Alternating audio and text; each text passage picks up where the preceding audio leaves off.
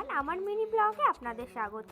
যেহেতু জানুয়ারি মাস, চারিদিকে তো খুব পিকনিক হচ্ছে, তো আমরাই বা বাদ যাই কেন? তো সেই মতো আমরা রেডি হয়ে গেছি পিকনিকের জন্য।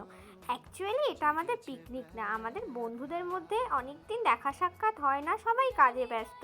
তো সেই জন্যই একটু আড্ডা, আর আড্ডা মানে তো খাওয়া দাওয়া করতেই হবে। তো আড্ডাটা আমরা প্রথমে স্টার্ট করলাম কফি দিয়ে। প্রথমে একটু কফি খেয়ে নিলাম, তারপরে হচ্ছে এখানে আলু ভাজা।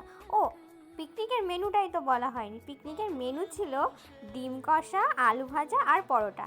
এই যে ডিমটা অলরেডি সেদ্ধ হয়ে গেছে, সেটা আমি ছাড়াচ্ছি। এদিকে আলু ভাজাটাও রেডি। পরোটাটা কিনে নেওয়া হয়েছিল। আমরা মেম্বার ছিলাম হচ্ছে 6 জন। আমি, সুমন, সাউনিদি, সৌভিকদা, আশা আর বাপ্পাদা। আমরা মেনুটা একটু হালকার উপরে রেখেছিলাম, কারণ বেশি রান্না রাখলে পরে আবার আড্ডাটা ভালোভাবে মারা হয় না। তো আমাদের মেন উদ্দেশ্য ছিল আড্ডা মারা, তার সাথে খাওয়া দাওয়া আর কি।